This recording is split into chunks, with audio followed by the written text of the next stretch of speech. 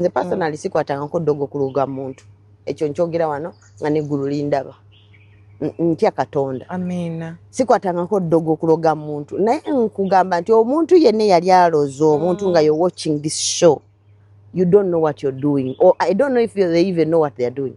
These people get a demon from hell n'agisindikira omuntu emutugumbula emugjewo emu right the sign gye nalaba eyali ewaka zajja nga njuki nezikola ekiyumba yeah ne bijjanga emakovu kaasa yajja omusota gwajja and I'm living in a well fenced house, tiles everywhere, like seriously bawanga bali bamumanyi mwami muzungu so nali mbeera mu nyumba of course naye kyenjagala okugamba nti mu byonna mwali mu lesson lesson yasooka nga mpise ntegedde nti of course waliwo ankola ebintu ebyo Mukama amubikudde actually because God revealed to me who the person in a dream. Yeah, dreams and visions. God revealed the people. Nanga kati basonyiye. Wasinga obugumu awo. Bw'oba tobasonyiye tewali togenda kuwona. It was that clear. I don't even know if they know the pain. People do not understand. Waliwo omuntu wano kyensobola okwogera nti they don't understand what spiritual sickness is. Obulwadde bukuluma nga dokita tabulaba nga tewali abutegeera n'obuyaana n'okoga n'oggwawo ekintu ne kikunywa n'obeeraawo nali mmanyi edda nga manyi nti Katonda gy'ali naye we nnaaba mpulira nga ndabika ndi kumpi kufa kyenja okukola nga ndokokamu sinagafanze ndokokawo katono nga Yesu kiraba nzija kiwedde nze ndikyaliwo. Hallelujah. Amen. Nga akajike gulu nkasamba. Ani akuwadde akakadde? I don't know. I don't know. But that's for me, that's what I thought. Nena nze nga manyi nti asobola genda mugenda kati okiraba we naabanga ngenda okufa wali. Nera oba okitegera obuuka kati nja kubuuka first Yesu mugambe Jesus I give my life to you bro. Amen. Amen. Yeah bro. Okay. Ekigera tuyitewo ekyo kiba kiggwa nga ndowooza byakukutula bukutuziddirwe. Kula Yesu. My sister, understand what you have and be grateful for it because it doesn't last forever. Yes. So for me, one thing I do, when I'm in a moment, I sit down and enjoy that moment. Okay. Like, for example, this interview, I am having a blast.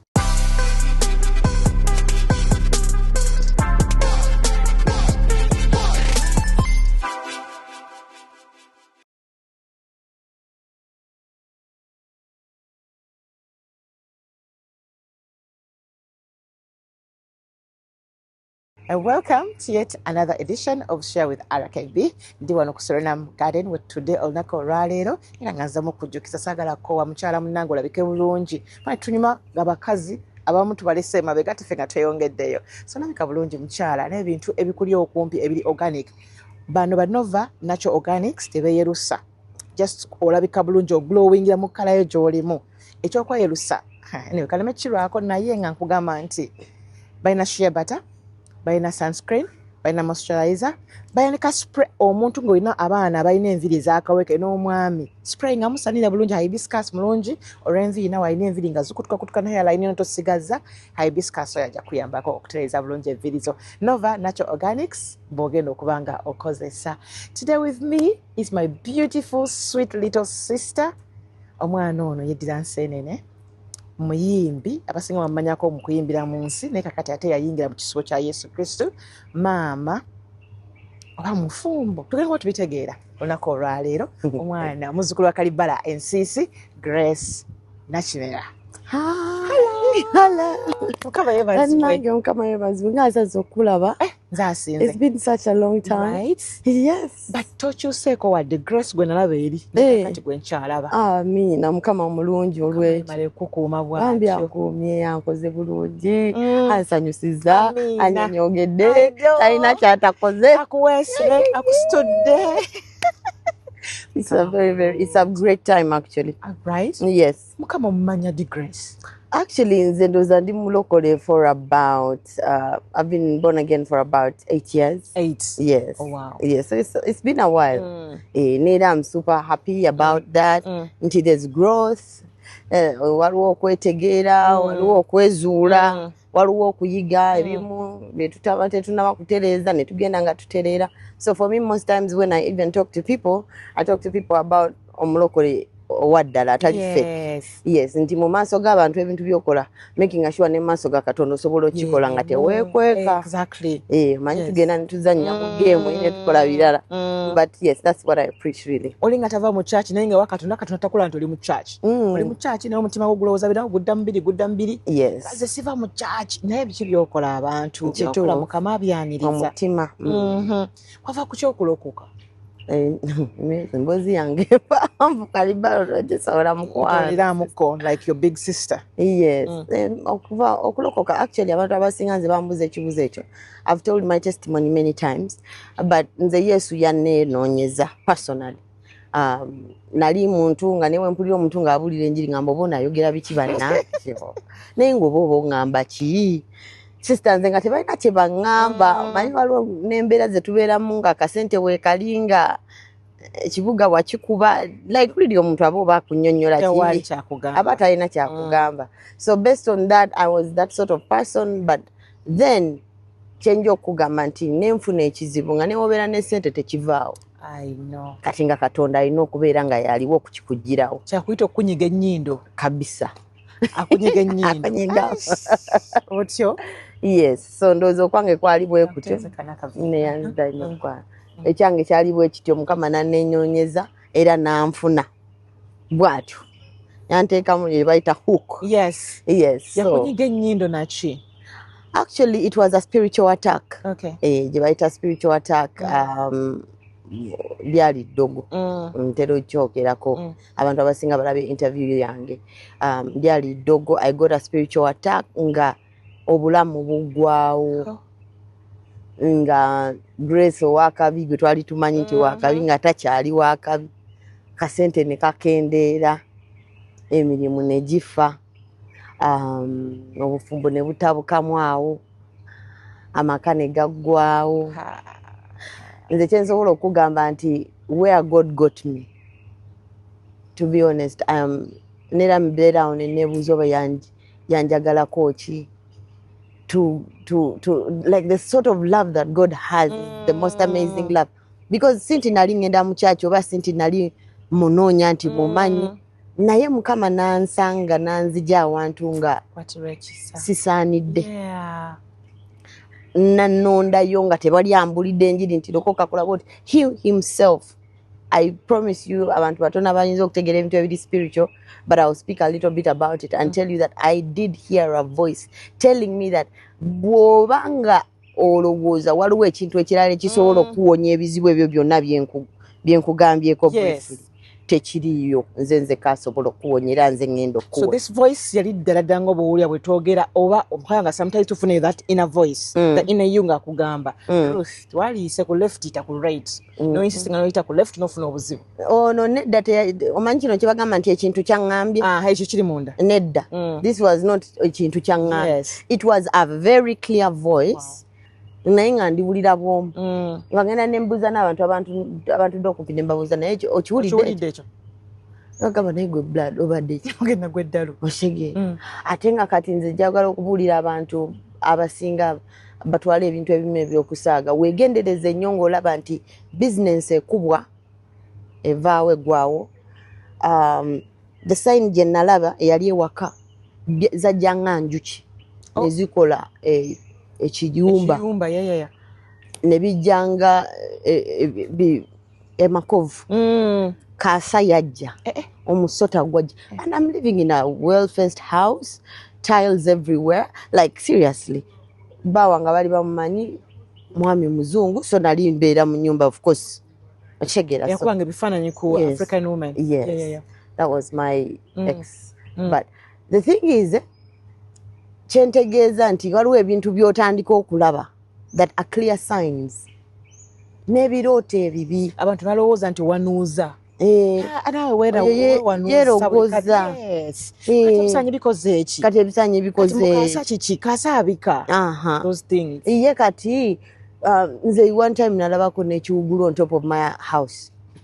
I was scared. Anti kibikambo. Mukibika. I didn't nimbagamba, look at that hole in the middle of town. Nagaasa ganene. Mama nyabo natya Era mu kyalo. mama nyabo byajja ne binsalako.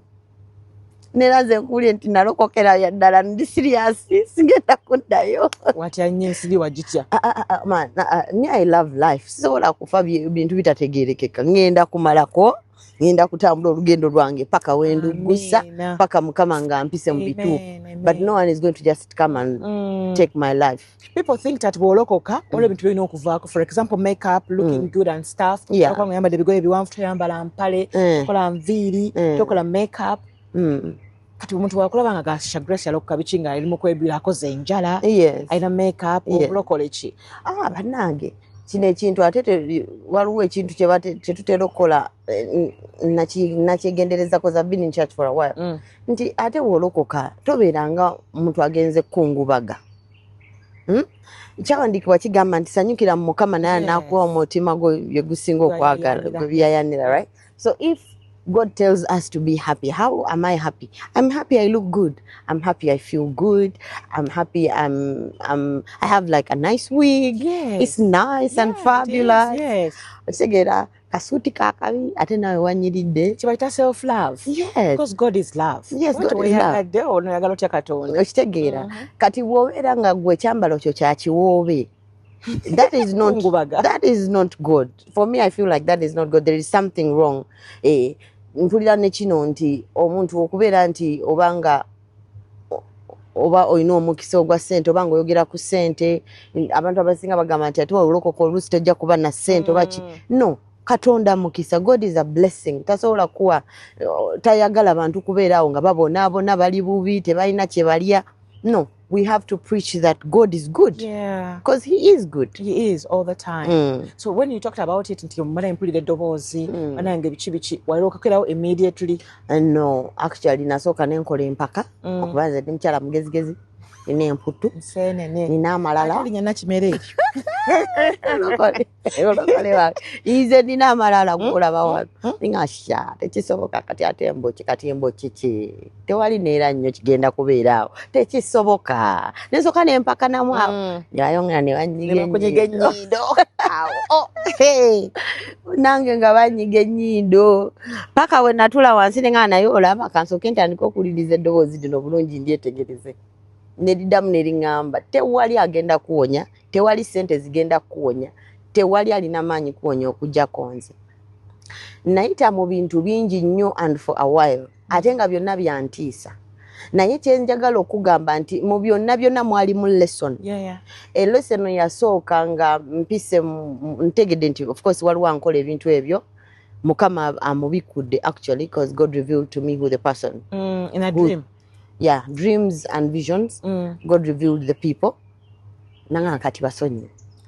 Wasinga obugumu awo. Bw'oba tobasonyiye tewali togenda kuwona. It was that clear. Kati abo ne mbasonyiwa. How?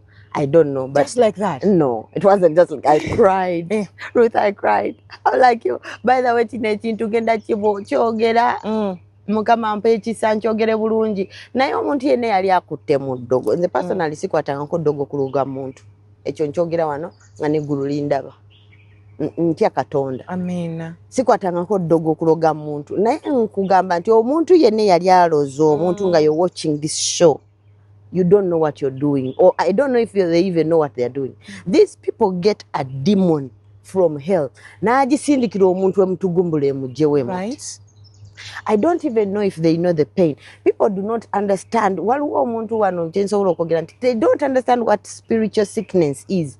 Obulwadde bukuluma nga dokita tabulaba nga tewali abutegeera n'obuyaana n'okoga n'oggwawo ekintu ne kikunywa n'obeeraawo. Naye nga tewali asobola kugamba nti kati kankwe Panadol woni. Akuwonye. So nkugamba bwoba wali okikozeeko ddayo weenenye. They are so desperate. Sometimes they are desperate. Tolaba n'abakyala banoonya abaana. N'abeera mu kyaki n'adduka nayo n'agenda n'agamba omwambulula sima bamunywesezza enzaalo abasawo oluusi bamukozesezza bamuteekayo eddagala bambi olw'okuba ba desperate nga tamanyi because they don't tell them nti waliwo kibagenda. The full picture. Exactly. Sister nkubulire. banange nze bankola ebintu nga bibi kati imagine in that pain. I'm going to give you just one scenario of one thing and what happened that day. There was a day twali waka. I saw in the spirit abana bitegera mukama nyambe babitegera. I saw in the spirit that somebody had got a knife and stabbed somewhere. When they stabbed, I felt that stab. Bafumise mu nsi ey'omwoyo. Yes. Mu buliwo n'owulira. Nenkiwulira. Kati bwe nakiwulira mu nsi ey'omwoyo, sister ekintu ekyo kyandwako kyamalako ennaku ndowooza nga 3 ne limala ne lifuuka ebbwa ery'obuliwo nga lirabika. Nga ndi mu bulumi nga nkaaba amaziga bannange eddoboozi nga liŋŋamba sonyiwa ne muga ne mukama olimba. How can I forgive this person who did this to me? Who wants to take my life? No muntu sinina connection nnyo eri awo nti oba nina kye namutwalira. Naŋŋamba sonyiwa, Grace sonyiwa, kubanga neera wobanga tosonyiye togenda kusobola kweyamba. Owetaaga kisa, owetaaga linnya lyo, the Grace. Neera naŋŋamba nze ngenda okuyamba kati okukuyamba, this is your password, forgiveness. Password ya forgiveness nga nina okusonyiwa blood nensonyiwa naye nasonyiwa nkolawo enyonayonkala nga annyo eddagala erikaawa naenda kama bana abantu bakube naŋŋamba sonyiwa ate sonyira ddala. So I had to forgive. Eyo lesson negwa. Then there are many other lessons. Newabeerawo lesson ey'okubeera strong. Nga sinti ate ogenda kulwala bakukoze ekintu obeere mu buliri tove you're sad, you're crying, you're miserable, tozuukuka, tosenya, tonaaba. So byonna mbyogedde. But depression also is another spirit that can kill you. Of course, sir. Nti oyina okuvaayo mangu nti if God takes away something, get back in action and keep praying and keep. It's not easy. Mwoyo w'amagezi gwe baweetaagawo akuyambako. It is not easy, Grace. I don't think omuntu aba amanyi nti ali mu depression. Yes. Yalowooza nti obulamu bwe buti obulina okubeera I am sad. I don't want to go out. I want to stay inside. I want my peace. Yalabanga peace. Nga tamanyi kino ekyoyo kimwambadde. Kimwetoolodde. Kati newabeerawo lesson eyo ey'okubeera nti get up and pray. Newabeerawo ne lesson endala gye njagala okubuulira abantu nga batulaba. You have to pray. Gwe kennyini. Nze. Olina okuba ng'omanyi okusaba. Waliwo essaala ze batasobola kusabira. Nga? Okwenenya nga ggwe ebibi bye wakola nga ggwe. Wanze mbimanyi. Ggwe obimanyi. Ensobi ze wakola mu maaso ga Katonda. Waliwo okwegayirira ng'ekizibu kituuse ku ggwe ng'omulala takiwulira nga ggwe okiwulira. Kati how are you going to say that balina okunkwata ku mutwe bansabire? Sooka oyineko Grace. Waliwo enjawulo y'okwegayirira n'okusaba n'okwenenya. Yes. Waliwo okwegayirira, oyinza okwegayirira for Ruth. Nenyimiriramu neŋŋamba Mukama nyimiridde mu kituli kya Ruth. I'm going to stand and say saasira. Yes. Okay? Era ndi mpagi ye right now. Newabeerawo okwenenya nti gwe kennyini you messed up. And with that in mind ogenda kwenenya mugabe Mukama saasira. N'ekibuuzo ekirala kibadde kiriwa? Okusaba. N'okusaba. Okusaba waliwo olutalo nga lulwo gwe olina oddulwana. Gw'omanyi ky'oyagala. Bw'okimanyi. For example, nafunye an attack. Omuntu ayinza okunsabira okumala eddakiika 10. Ng'ate ekizibu ekiriwo kyetaaga essaawa nga 3. Kati no one can stand on that kyoto for you. Okitegeera, knowing the background nti abalogo but by the way tebakoowa for some reason. And they believe tino bamwabuwa ekasubi ako n'omugamba akasubi kano ke kajjawo Nakimera n'engejja akakwata n'akawa ekitiibwa. Naye ffe genda maaso ga Mukama nobeera okwata essimu halo ndi mu kyaki kanzemu kkubire. Nova mu kyaki nga bye boogedde tobitegedde. Right? Kuba birowoozo biri wala. Nange ogamba ate kati nzireyo nfumbe ki? Ebijanjalo nabiridde jjo kamukene. Omusajja kati ali ku kyo. Ne bawa agenda kuleeta ki? Essimu eyo oba wenjikwatirako ngikoze ntya? No, nina nesuubira essimu gye nsuubira. Osaba nange essimu eri awo bw'ogitunulako. Naye nga ne bayogera eri tobiwulira. N'obaawo nga totegedde. Sitaani atukuba mu ngeri nyingi. Yes. Atukuba mu ngeri nyingi. Naye nga kati for me the lessons that I've learned are many. You have to stay calm, tulina okusigala nga tuli ku mulamwa, tulina okukyukira ddala. naye tezikusiriwala Ate osiriwala. nti bw'obeera omulokole osiriwala busiriwazi nti nyumena gya Grace n'enkulinnya ojja gamba kale Mukama bw'asazeewo genda. Neera munange Yesu wa ddala tugamba nti olutalo si lwaffe, the war is not yours. Nze ndowooza kati nali neera nina empaka obanga oyinza kuŋŋamba ki nensirika ne sitakuddamu, naye kati oyinza okubyogera ne siddawo naye ngaomeranga balina okuddamu mukowakizaagamba akatonotono. wano kisinziira bwe nampozi nga omuliro gwambuse awo eŋŋamba owange Mukama ebigambo ebituufu sibina wasa ekyo neŋŋamba Mukama mpa ebigambo ebituufu by'okugana ne Grace Yes. ategee nti kyakola kimmenya kimumya Yes. kitegeera.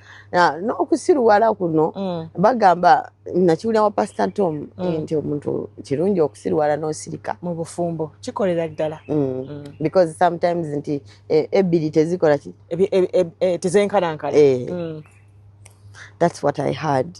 But okutandikira ddala obulokole bwennyini banno your friends bwali nabo musaako bakitwala batya? Most of them bambi they were disappointed. Waliwo omu gwe natuuzaako ne mubuulira ekintuukako ekyempitamu n'atuyana yatya. It was a lot. It's a lot, sister. Sirina na ngeri gye nsobola kubikunnyonnyola. Ne Kawuula yalimu? Kawuula no. You're lucky. Kubanga Kawuula ogwo omwoyo gugoba. Bale ndabye abantu balwana n'emirimu emyoyo gya Kawuula. It wasn't there. Nze ebintu ebyali binumba byali byanjawulo nga kijja in a way. Nsobola kuwayo example ki ekirala ekyajjaawo. There's a day, there's somebody, let me give you this one. There's somebody that had sacrificed their first child. Oh Lord. Kati omuntu oyo nga nange agakumpayo nga saddaaka. Kati omuntu oyo Mukama n'amumbikkulira n'andaga gye yantwala. Yali yatwala mu mpuku ng'empuku eyo erimu a certain sort of animal eringa chimpanzee. Chimpanzee eyo ng'erina amaaso mamyufu naye ekintu kiringa bwe kijja okiwulira in spirit. You can feel the sound, it's coming. Yes, and when it reaches onto you kikutomera n'ogwa wansi and you will black out, but by the time you come back oyinza okudda like after 3 hours nga neero ogatta kimu bibiri nga bambi totegeera. That is the time that I almost mentally lost my mind. Yes, it was that serious.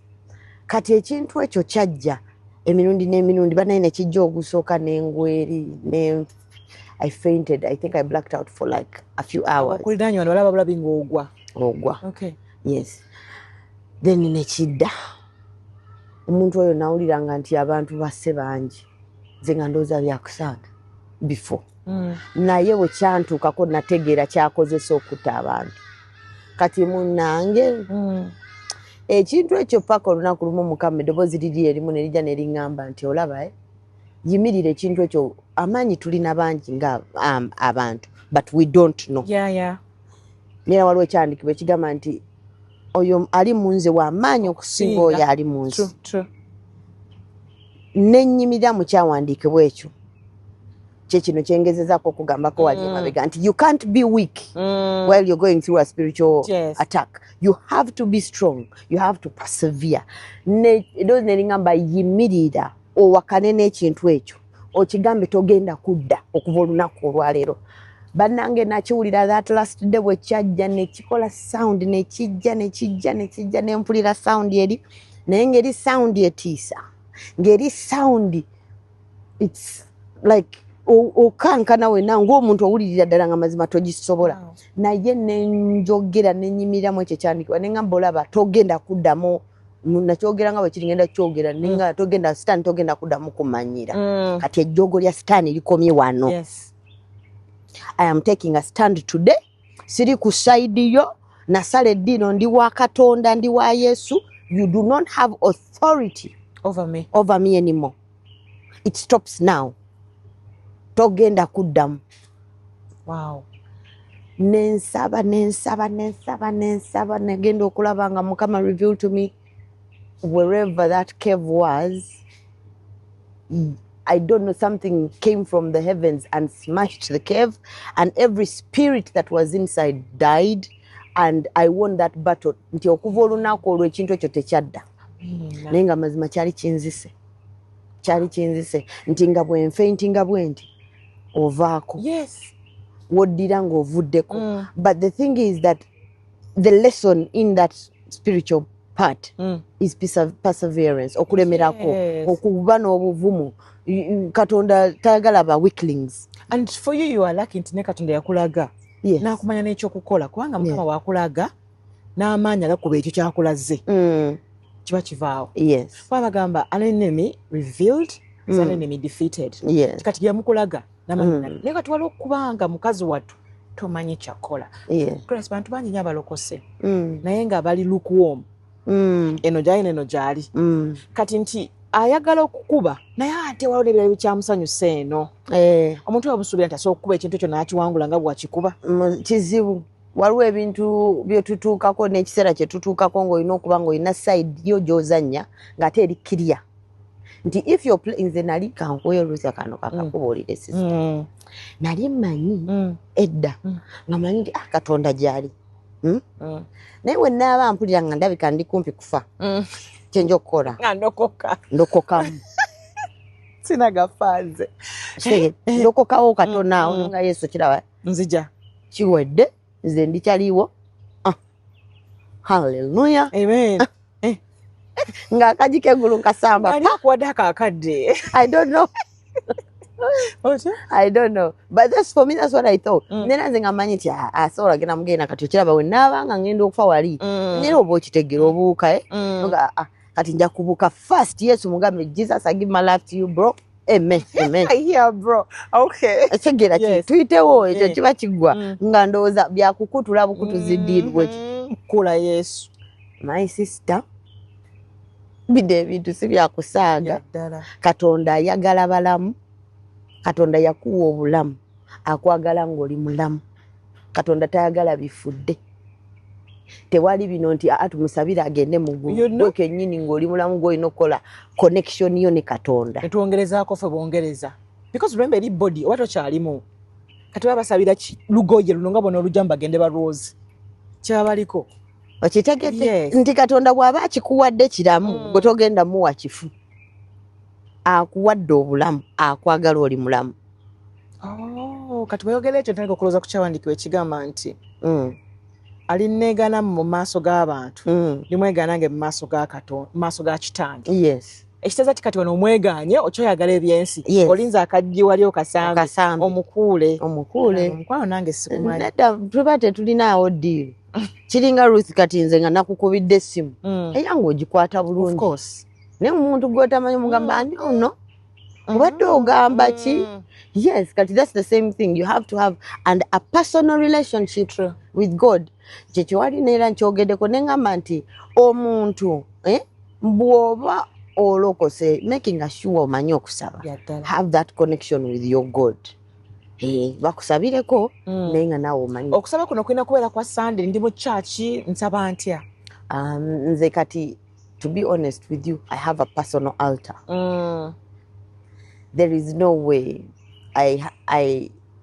the way I love God and what he has done for me sirina ngeri Ruth gyesogera naye buli lunaku kiringa bw'ogamba nti ono omusajja mwagala oyagala otya omuntu gw'otayogera naye oyagala otya omuntu gw'otabuuziza bwe yasuze oyagala otya omuntu bw'ofunye ekirungi n'otamuziniramu me I get in my room and I put down whatever God has done for me and I dance and I celebrate and I'm like my love he is my love nera kati kyekyo lwaki abantu abamu bangambako wali nti olokose naye tolokoka nnyo totekamu kajanja tolokoka nnyo ne mbagamba olaba tosobola gamba nti taata waakuweeredde tuuke ku graduation oyogere ku neighbor ngenda kwogera ekiriwo kwaki ekyo okitegeera it's a personal relation it's every day it's not once a week it's not every Sunday for me tukeera wamu sitandika lugendo nga siri naye sirumaliriza olunaku nga siri naye ne bamugamba mukwano leero nkoye taata wange omulungi ow'ekisaasira waliwo oluusi bwe tubeera nga nkubuulire twogera bubi tuli bakambwe Yes. tubwatuka Yeah. ekigambo nsasira mukama kireme kuva mu kamwako waliwo ebintu katonda byatukolera n'otamanya nti beebaza Yes. gratitude gamba mukama weebale nkubuulire nga waliwo abantu nti n'abalokole oba n'abatali balokole ng'osaba busabi mukama njagala kino njagala emotoka essi njagala good Nyumba. enyumba Sente. sente abaana School fees. bajje bwe bati school fees Njagala omusajja Omumerica. naye nga last week alina kye yakoze N'otokifaako. tewakyogeddeko nti weebale Kagossa okedde oli mulamu. Covid yatta abantu bana balina ssente. Naye gwe oli mulamu. oli mulamu kati there's those things nti mukamwako muleme kuvaamu thank you lord muleme kuvaamu saasira mukama because we are not perfect in God. Nera nze when I don't sit in righteousness ndi mutuukirivu no bambi tebakitwala bwe batyo. I'm still learning but I love the journey. I know. Mm-hmm. Olwana omwana wa Katonda yennyini Yesu yatulanga ekiseera n'akaabirira kitaawe n'afukamira n'asaba who is grace. You understand? Kituufu. Biki kati byeweerekereza edda bye wakolanga mu nsi kankyogere bwe ntyo nakubanga nnyo akabisi kamuudu Eh. nkayita mudu nga kapa mudu ne vibe nakubanga nnyo mood. Right now I've been sober for about 5 years Oh wow. and I glorify God for that Amen. because it was tough. It was tough okuva ku mwenge. Kyali kizibu lwa nsonga nti in the music industry oba kale mu bintu bye twali tukola kizibu nnyo okubeera nga omuntu ali sober To perform. to perform even just naturally. Okay. Yeah, most okay nze ndowooza abasinga bw'oba oyogera nabo beetegerezera hi Nga gyogedde ka high. Okay. yeah they are high and it's okay buli omu akiyitamu ndowooza kati awo nera wetudirayo wali nti real transformation tuleke kufera Katonda wegubeera nga mutima ng'owulira gukyali mulwadde making sure otereza omutima ogwo ejjo emitima ate gisibye nnyo abantu Okusumululwa. omutima nga mubi nga omuntu ne bwanyuma onyiiga luusi akaviri kasaniridde ne bwakasaniridde kakutamye ogakale omukazi yantaba naye simanyi lwaki yantaba naye nze namukyawa Agala bwagazi. oba Lwaki ayina mbalabi? kiki Kikyo. kiki alina akabina kati omuntu akoze atya Bagenda bateekamu ebidagala abo. okitegeera Olukadde abeera negative. nga talaba kirungi. So for me I feel like emitima gyaffe banaye tugirongoose nnyo nnyo nnyo kubanga mu buli mbeera yonna mukama atwagala nga tukwatagana naye in many ways. Yes. Nga twogedde katono nnyo nga tuzeeko emabega eri waffe okuyimba Grace Nakimera yayimbanga. Obulamu bwatambulanga butya for you? Byolaba kati nga bikyuseemu. Nga bikyuseemu oba bitya? Kati nga bikyuseemu nti olaba kati obulamu bwo tokyasobola buddamu nga luli we bwali apart from kunywamu. Yes. Nga bikyuseemu life changed a lot. Grace Nakimera oli yali mulala. I think this is what God created, that God has brought back for himself and for his glory. Naye oli Grace Nakimera nga ali muzibu. Ate atya. Nga tukuba muziki. Mulina akagoma. Mulina endongo. Grace. Yakayima kagendanga katya. Mulina akagoma. Oyo gundi anfuukula. Kiringa kirwadde nekikirira. Abanga kirwadde kiva mu mutwe nekikkirira paka bali awo pelira bamba nasabeko. Oh my goodness, it was amazing. I had a good time. Nenze nera I don't regret who I was. Yes. Because that's who I am. Yeah. And it's still in me. Bwendi. I'm still Grace Nakimera. No, of course, oli ali mulalamu. I was very wild. That is why you are acting that way. Like how? How was that? Muzungu. Aba bagala bintu biri skimpy, kubanga olaga ku mubiri. Omwana bagala nnyo abantu abali active. Yes, very active, very hyper. The energy was up there. Yes, nga dali alaga dance ne yennyini. I think I was up there, but that's just my energy. I think I still have the same energy. Okay. I still do actually have the same energy even after years have gone by. Naye nga ndowooza ekyo simanyi we nkiddamu ekyo Mukama akinsaasi. Omwami oyo wali wamufuna before kujja muffe oba already wali yajja after? No, I was with him before I got popular. Twamala emyaka nga 10. What? Yes. Nga tuna kubeera popular? No, nga sinti sinaba. Yes. We met 2 years before and then I got famous with Amfukula. Yes. Oh, yakuleta ku scene. Yeah, we worked together. He was a very good support. He helped me figure out myself. Omuntu bwatyo. Yes, he helped me understand my body. Ngamba pose like this. Show your booby. Kati sikyagala gamba. Yes, yagamba nti either way. Yes. So, but he kind of discovered me, and he's the father of my child. He's a very kind man. He's a good man. He has taken very good care of his family for such a long time. Bambi, we're now worrying. I know he sees me. He watches me. We talk all the time. But if you see this, I will always love and appreciate you. Aww. Yes, he's amazing. He's a good man. Abakazi obi kirize na dasenga separation ebaawo. Tubeera nnyo mu denial nogamba era nze yali mutuufu omusajja babi abasajja mbwa. When someone does something olina okukikiriza. Oba tokkiriza. I've worked with so many people like through my life journey. Ndowooza nera bwe ndiba mpandisa akatabo, I will mention every single one of them. But every single person that I worked with, yakola something, they added on to my life. And for that, I thank them. They know who they are. They are very many people. They are different managers. They are different. My big brother, Juju, my family, my mom. Juju, big brother, yeah, junior. So he made it Juju. Sure. Kati pastor. Okay. Pastor J.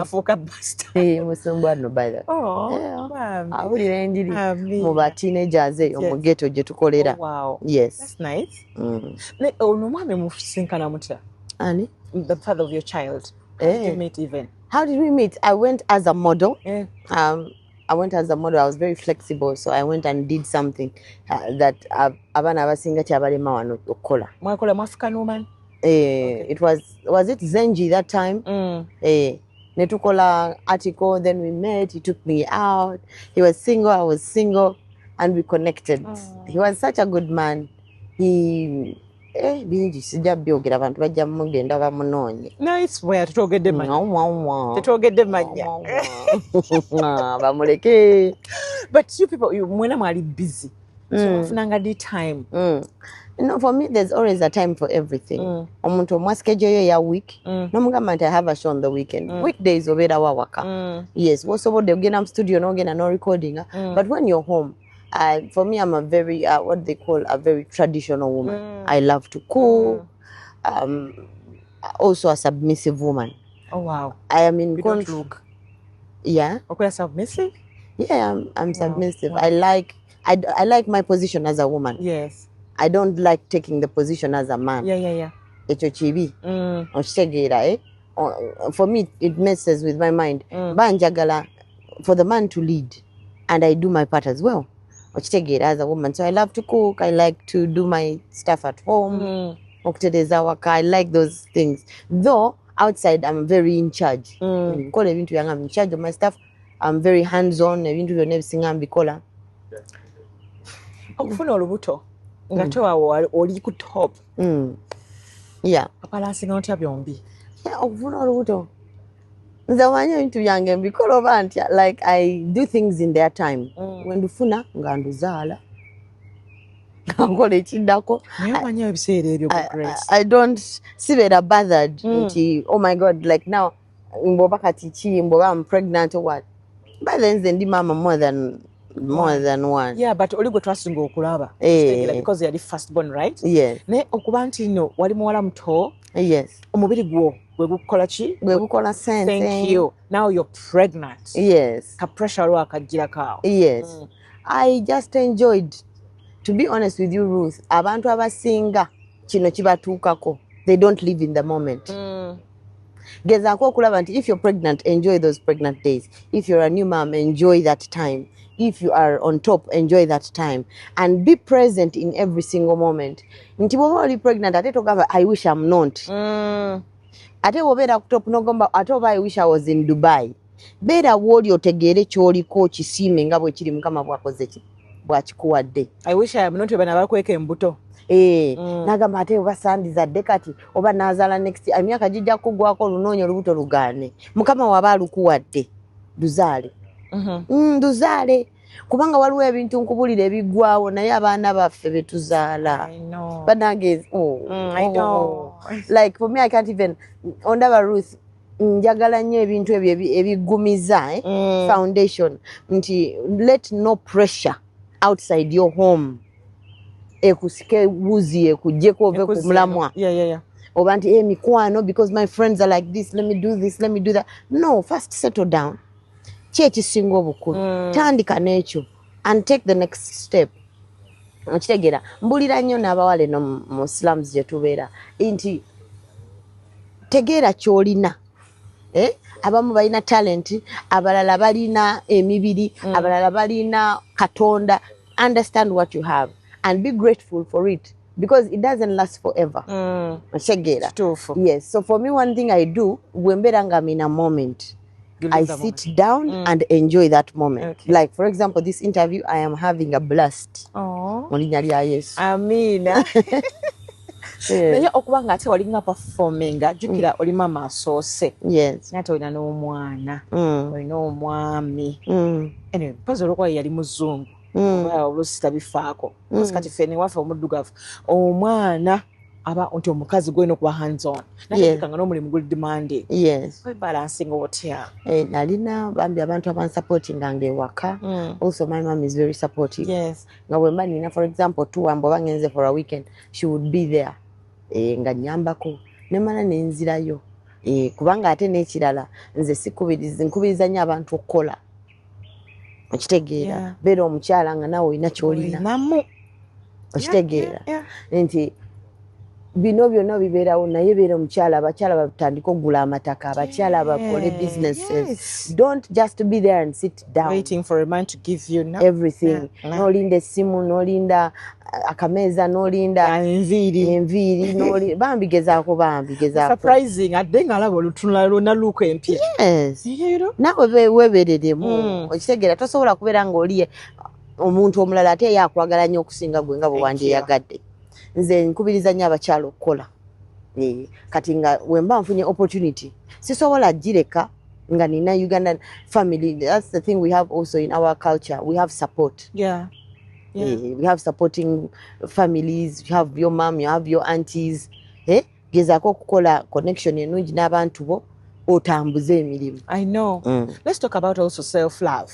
Because abantu olwa kyogeddeko katono nti omuntu asuubira nti omuntu mulala agenda okumwagala okusinga gwe bweyagala. Badde nkyogera nkonyo naye kati I also want to pick your brain like your mind about this self-love.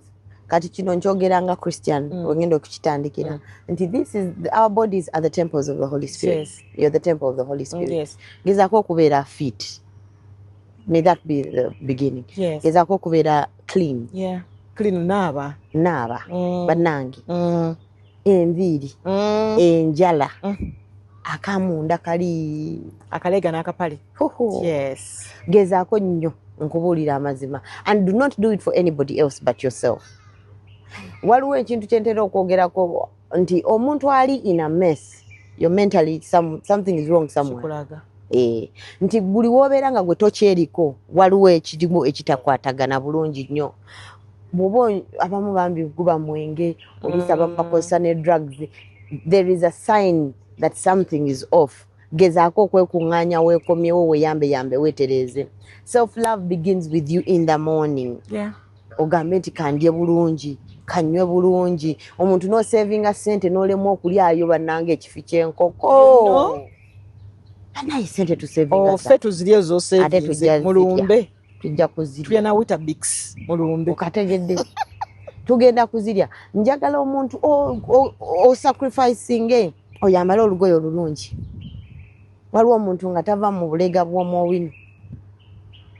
nga tava ku kapale ka muda nako akagula eri naye ng'alina ne wobeera olina 1000 gula empya empya 1000 bigijjiwa ziri mu city oba 5 Eh. zitandikira ku mutwalo ndowooza mutwalo kasanvu kanaana naye gezaako bambi ebintu ebimu okitegeera oleme kwerekerera nnyo ogambe nti aninda gundi ampe oba kale nti nedda nsevinga esente naye lyako akaviiri kakole funayo bu earrings tebabuseera si 5k totunula bizibu byo n'olukumi you can get buli bupinza obulungi okitegeera ofuna obugoye bwo obulongoosi obugolole basika oleme kutunula bizibu by'olina kino omuntu anakuwa omukisa wakusangira nga weetegese abaana bambala bulungi nga bagenda ku meeting a boyfriend kanja kugenda wa boyfriend kanyambala akalega n'akapala ebipya we weeyagalako ddi ate yourself olabe nga naye Ruth nnyumye era wenyumidde okitegeera kituufu so tonyumira muntu mulala yenna nakulina muntu mulala bikuwa kituufu wow ate waliwo n'okuba nti omukyala nga boga nti nomubiri gwaffe tempo ya Mukama Katonda nga asubira nti omuntu okumwagala namuwa mubiri anti kati awo kyekibuuzo nti tempo ya Mukama ogiteekamu ki okuva ku walagi okuva ku byoyiwamu n'ebintu byolya ogiteekamu ki b'okuŋŋaanya abo b'oyita buli omu n'omulwa mizimu no gikwambala nagyo egyo kyolina okwogera emyoyo egyo emyoyo buli muntu aba n'omwoyo gwe bulungi nnyo nti oli bw'oba ng'olina kino nkyogera ntya Katonda bw'osanga omusajja nga wakisirani ojja kikwata ojja kitwala kopi tulekeraawo okwebuzaabuza ate ne kijjewo oyo okitwala ate omwami we olusobola okuba mufumu naye nga oli muki oba omwami akijja ate akyetere mukyala we kwegamba okitambuze ensi okitambuze okitegedde kati twegendereze nnyo abakyala waliwo ekibuuzo kye nali neebuzaawo neŋŋamba waliwo abantu nga kale relationships tezikoze it's okay to be there and be single than be all over the place amagulu gasibe okitegeere nekana akalala ntera okwogera nti oba oli alina sente zize naawe gezaako okufuna ezizo ati nkyeyiya ekikulu nabo balumya nnyo onompa sente mpala tosobola kunjogeza bingi munanga ajja kubikwogeza naye kirala tegeera nti sente zize ziri mu nsawo ye totya nnyo ti kati omusajja alina sente nina okumuwa weeterereze oba si ekyo kola sente naawe obeere nazo mukyala kola nkubuulira mazima nnyo omuntu alina akasente kabeera mulalamu abeera na confident nogamba njagala wiigi kanjikole njifune oyagala ngatto kinoonya ozifune n'omusajja wanaakusanga okugattako awajja kugattako millions than giving you 80k for shoes oyogedde n'okungattako bale ndowooza okugattako ng'afunye omukazi omulala kubanga ono alina ssente era obudde bw'okulwanira omusajja bujja kuba butono ate omusajja ajja okuba mulwanira ono ensonga amwetaaga mu bulamu alina value exactly yes kati okyasobola okupafominga newankubadde kati oli mulokole okyasobola okupafominga omufuukula mulimu ennyimba si performinga naye kati a song like onyambanga Mukama kawonawo is an inspirational song there is osobola rizikio mulimu ennyimba zenina eza love story kiva kuki ennyimba nga kale teziri so ezo nnyimba nsobola oziperforminga neera nja kukola I'm planning to do a concert. Oh please. Yes. So olina ennyimba za gospel z'okoze kati? Yes, ninayo ennyimba olupya baluyita Osanyusiza. Okay. It's my latest song. Okay. Please go to Grace Nachimera TV. Check it out. Okay. It's a beautiful song. Ekwatagana nnyo neno gye nkolera these days. Abaana abo bonna b'olabamu bava mu ghetto. They are brilliant children. Those are kids that we've raised up in the ghetto. Nera Ruth nja kukusaba mukwano ojja otulabeko. Onina ojja otulabeko mu ghetto. Ojja kwambala sinika ne oba gambuti. Tofaayo mukwano. Nemba bigere nzija. Omwana n'omukyala bannatuuse. Bambi ojja tujja kusanyuka nnyo. Otulabeko. Ojja kulaba n'emirimu ng'egye tukikola. Nawe kijja kusanyusa bunyere. Abaana bano bakolera ki? Abaana baffe abasinga baliyo. We have a soup kitchen. Okay. Soup kitchen eyo serving emmere. Okay. Buli Lwakusatu ne Sunday. Naye nga tete tusavinga mmere ya mbiri yokka n'ey'omwoyo. Amen. So tuwulira enjiri ne tukola ki ne tugabana emmere mu ghetto omuntu tosobola kuva eri n'omubulya nti Yesu akwagala ng'amaze ennaku 3 talya tawulira aba tolina ky'omugamba. tawulira. Yes. So what we do is try to be there for them in many ways. Yes. Oluusi kabeera ka rent, oluusi bamugobye, oluusi n'abaana abavubuka Excuse me. abasinga be bayita abayaayi. Yes. They just need love. Akunnyonnyola ekintu n'omutegeera. And in that understanding, that's enough for him. Nera ne batandika n'okukyuka. Yes, so that's what we do in the ghetto, and it's an amazing place. Feed the Streets Foundation, big up. There's a team of mine, GMP is also part of this team. Tukola wamu ffenna okulaba nti Uganda is a better place. So we've been there for 4 years, but God, Well done. it's massive. Well done. Yes. Kama kikubalire. Amen. Talking about abana abayaaye. Obaga nange. Omuntu omujja mu kyalo kyangu ne mumalamu ekyalo tekiba kyangu. Taking a time. Yes. Abana abantu abeeramu ne ku mizeezeze nga mubalimu. Egyo emize gibeeramu naye omwana oyo first and foremost abeera ayagala kumwagala, Okay. kumu understanding. Yeah. Nti abaana abasinga okubba aba talina kyakulya. Now that's what the side that people don't understand. Bana babba n'ayingira omuze naye nga lwakuba yaguyingira lwa kyakulya. Kati waliwo wano abato be tukwata nga tebannaba. Then abakulu abagala okukyuka. Omuntu asobola okumukyusa engeri yokka gy'asobola okukyuka is by God. Okay. Mukama n'amukyusa.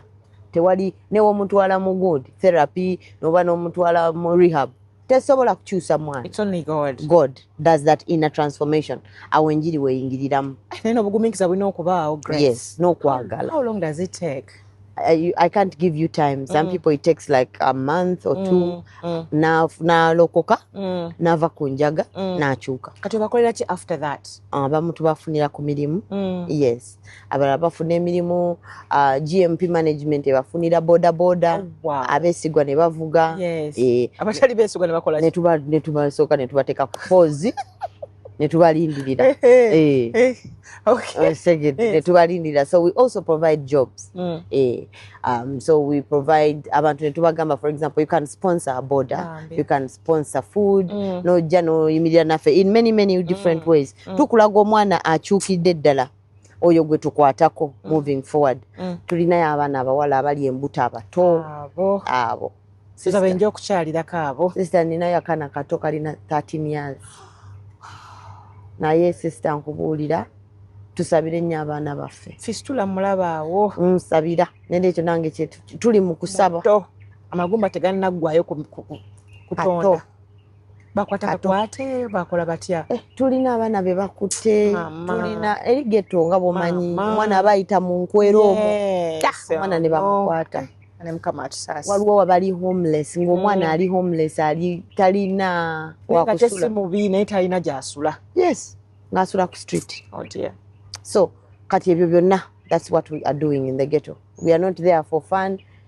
We also don't do charity. We do it once a year. No, every time we are on the ground. So if anybody wants to help Bambi, Amina, let them know. How can we reach out? Please, abantu nga abagala oku reaching out, I'm going to share with you a number. Okay. Gye basobola okucontactinga. Tulinayo abakyala abeetunda naye nga baavudde mu bwamalaaya. They want to start small businesses naye nga cash flow naye nga mulimu abazaala abaana ba premature. Kati there are many cases. Mukama agabirire. So Bambi, we need everyone. Yes. Ate n'ekirala nze mbadde nsaba bannayuganda nti abazungu balungi okutuyamba kirungi naye naffe tuyambe bannayuganda. Kwaffe twemanyi. Ebizibu byaffe byemegenda naye wala nnyo. Ebizibu tulina bingi. Naye natwekume. Kireme kubeera nti it is. Nera nebaza all my Ugandan partners. God bless you so much. Amina. Omwami gw'olina kati musumba. Akasako kategeeza. Labayo. Ngenda kukubira essimu Ruth. Balobe talina kwogerera wano. Naye nga Bambi omwami gy'ali. Amina. Munamu kati zadde. Munawe zadde. Ngenda kukubira essimu Ruth. Amina. Sigalaako ku ssimu. Waliwo ebintu byaffe nga bigenda sooka tusage mu family meeting. Okitegeera. Ekyo nakyo sikyasitaani. Banage gatumba oba kati weweereza eri omwana omuwala naddala kakati abali mu Yesu akuntumye. Fasita yagambye bw'ati simanya biki mu kyaki omwo mumanyi okubuzaabuza kuba kungi.